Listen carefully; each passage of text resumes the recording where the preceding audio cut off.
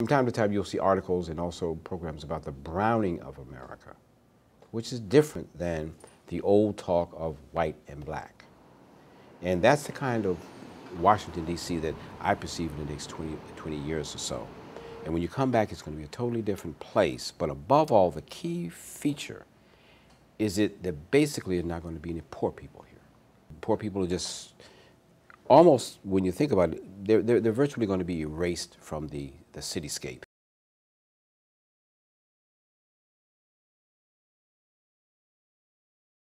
So this building here is called Constitution Square. There's actually 3 buildings on this block. There's 2 office buildings on the other side, and this is the residential building. Hi, my name is Jamie Brott. I am the Transportation and Planning Manager for the Noma Business Improvement District, and we are in the heart of Noma right now at L Street and 2nd Street Northeast. It runs essentially from Union Station up to the New York Ave Metro Station. Right, along 1st Street, further up, there's a Hilton Garden Inn Hotel. So you have the Hilton Hotel there, and then up here on the 7th floor, you're going to have a pool deck for the apartment units. I want to be careful not to make it sound like, yes, we're definitely causing gentrification here, because I don't believe that that's true within Noma. I think you'll always find, as home values go up and taxes go up, that some people struggle. Down there towards the corner is going to be a Harris Teeter grocery store. And so where you see these big, we call them storefront glass windows, that's going to be all grocery store space. The alternative is not growing at all and keeping the status quo.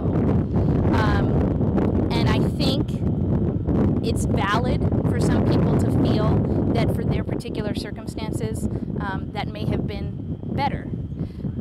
But I do also think there is a growing voice and a legitimate voice that says we're happy about, Harris Teeter being here.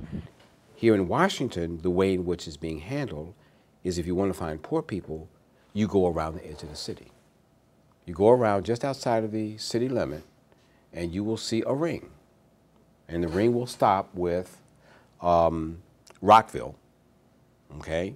But if you start, say, in certain segments of Silver Spring, you go all the way around the Beltway to the Wilson Bridge, and then a little bit in Alexandria and Arlington, that's where most of the poor people will be. And then also down U.S. Route 1 in Virginia and U.S. Route 1 in Maryland. And in Washington, you're just not going to see poor people. My name is Raymond Bryant.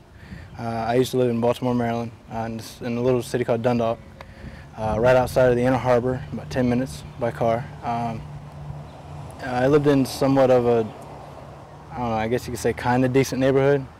I don't know, we had a lot of fights around where I lived at, but we used to get a lot of people that come from Baltimore. What they do is they take a house or like a, I don't know, like an apartment building, and it wasn't really in code, so they take it, they demolish it and put up like a high-story apartment building, and the rent would be like $700 something a month, and they wouldn't be able to afford it since they were only paying like 3 or 4.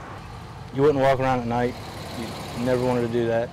I actually had a friend get killed by that. He actually walked less than a mile away to go get a pack of cigarettes from the grocery store, and he never came home. They found him laying on the side of the road one night. He got stabbed, took his wallet. I mean, he was like maybe 16, so he wasn't even out of high school yet.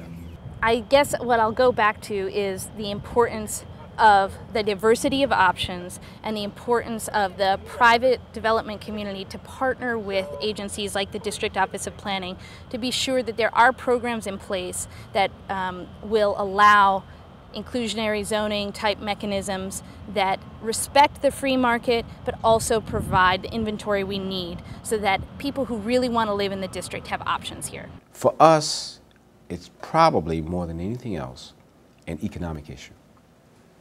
Money talks. Washington, D.C. is deemed these days far too valuable. And from an economist's point of view, the land and the property is far too potentially valuable to basically involve poor people in any of that.